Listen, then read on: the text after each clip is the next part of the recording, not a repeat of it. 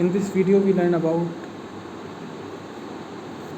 the main features of agriculture sector on the eve of independence. Our fifth point is forced commercialization of agriculture. Commercialisation का मतलब क्या होता है? जब आप शिफ्ट करते हो अपनी कल्टीवेशन को फूड क्रॉप से कैश क्रॉप पर.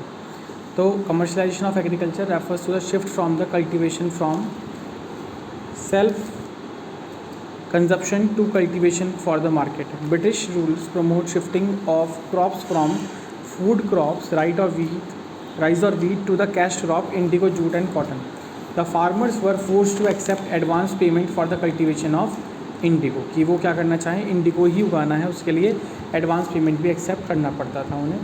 अब इसके अंदर ही पॉइंट आता है, ये जो पॉइंट है ये लास्ट वाले पॉइंट से लिंक है कि कमर्शलाइजेशन का रिजल्ट क्या रहा.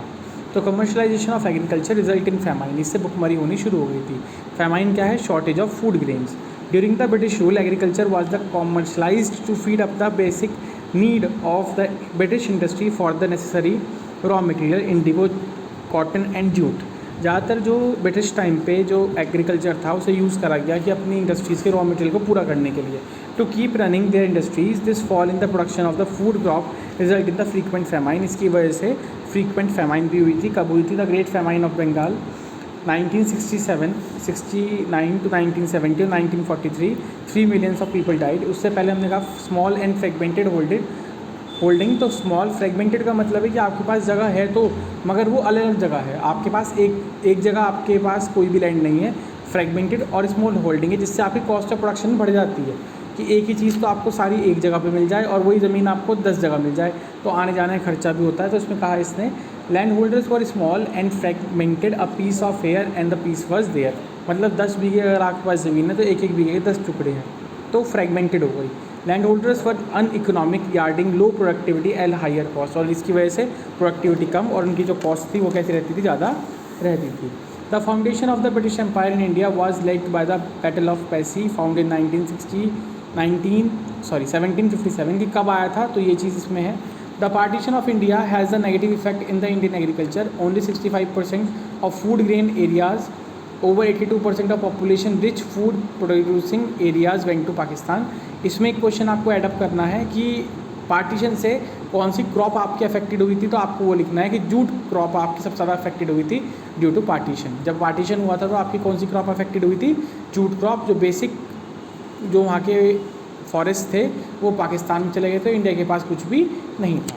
नेक्स्ट पॉइंट आता है इसमें इंडस्ट्रियल सेक्टर. इंडस्ट्रियल सेक्टर में क्या था? During the British rule the Indian force to pace the discriminatory policy of the British which resulted in decay of the world famous traditional handicraft in India. Industrial sector को भी बहुत बुरी तरीके से इन्होंने एक्सप्लॉइट करा था. सबसे पहले इन्होंने जो इंडिया का वर्ल्ड फेमस हैंडीक्राफ्ट था उसे ख़त्म करा था. इन्होंने कंपटीशन दिया था किसे? हैंडीक्राफ्ट को. किस चीज़ से? जो मशीन मेड गुड्स थे. अब देख लीजिए इसमें क्या लिखा है. The poor state of the industrial sector during the British rule is explain in the following points. Discriminatory tariff policy. What is discriminatory? भेदभाव. ठीक है ना. टैरिफ का मतलब होता है टैक्स और पॉलिसी का मतलब रूल. डिस्क्रिमिनेटरी टैरिफ पॉलिसी का मतलब था ब्रिटिश अगर अपने गुड्स खरीदती और बेचती है उस पर कोई टैक्स नहीं था, और इंडियंस अगर अपने कोई भी गुड्स बेच रहे हैं तो उस पर क्या था? हाईवी टैक्स इम्पोज करा जाता था. The British found India as the best source of raw material. उन्होंने इंडिया को सोर्स ऑफ रॉ मटेरियल माना as well as the best market for the industrial product. और एक अच्छी मार्केट थी किस चीज़ के लिए? इंडस्ट्रियल प्रोडक्ट्स के लिए. This policy allowed free export of raw material from India, जिसकी वजह से उन्होंने एक्सपोर्ट करा फ्री रॉ मटेरियल. कहाँ से? इंडिया से. And tariff free import of British goods in India. और कोई भी टैक्स नहीं लगता था अगर आप कोई भी चीज़ कहाँ से मंगा रहे हो? बाहर से मंगा रहे हो. Heavy duty impose. ड्यूटी का मतलब टैक्स होता है. Impose on the export of Indian handicraft product. जो इंडियन हैंडीक्राफ्ट प्रोडक्ट थे उन पे हैवी टैक्स लगाया, जिसकी वजह से as a result market of India was full of finished goods from Britain where was a low price. मतलब India की मार्केट जो थी वो बिल्कुल फुल हो चुकी थी ब्रिटिश गुड्स से और पैसे भी उनके कम थे. It leads to decline of Indian handicraft both in domestic as well as export market. Means international market में भी उसकी डिमांड क्या हो चुकी थी? खत्म हो चुकी थी. Disappearance of princely courts. जो प्रिंसली कोर्ट थे, राजा महाराजा थे, उनके कोर्ट्स खत्म हो चुके थे. Prior the British rule. Prior का मतलब पहले होता है. ब्रिटिश रूल से पहले nawabs, Raja, Prince and emperors rule different part of the country. बहुत सारे पार्ट्स में रूल करते थे, जिसकी वजह से इंडिया का हैंडीक्राफ्ट जो था उसे इंटरनेशनल रेपुटेशन थी. Due to them Indian handicraft has acquired international reputation. The beginning of the British rule implied at the end of the princely courts. Beginning होना ब्रिटिश रूल की, इसका मतलब एंड हो चुका था किस चीज़ का, प्रिंसली कोड, जिसकी वजह से हैंडीक्राफ्ट पूरी तरीके से ख़त्म हो चुका था। नेक्स्ट है इसमें competition with the machine made products. Competition किसके साथ था उनका, मशीन मेड प्रोडक्ट्स के साथ था। तो machine made products from the British was to be low cost product and give a tough competition to their handicraft product in India. Machine made products give more quality durability than handicraft product. The competition forced the Indian handicraft to shut down their enterprise, जिसकी वजह से जो India के handicraft थे उन्होंने अपना काम भी बंद कर दिया था। न्यू पैटर्न ऑफ डिमांड का मतलब है जो इंडियंस थे वो अब वेस्टर्न कल्चर को ज़्यादा फॉलो कर रहे थे।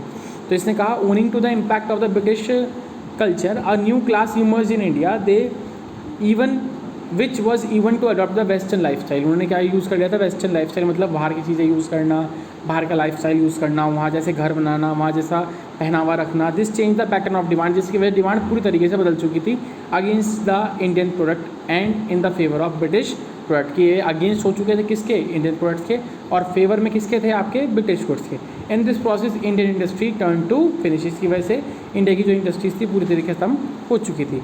हाई लेवल ऑफ अनएम्प्लॉयमेंट था, हैंडीक्राफ्ट के ख़त्म होने से अनएम्प्लॉयमेंट बहुत ही ज़्यादा आपका हो चुका था। नेक्स्ट है lack of capital goods industry, यहाँ पे बहुत कम कैपिटल गुड्स इंडस्ट्रीज़ थी।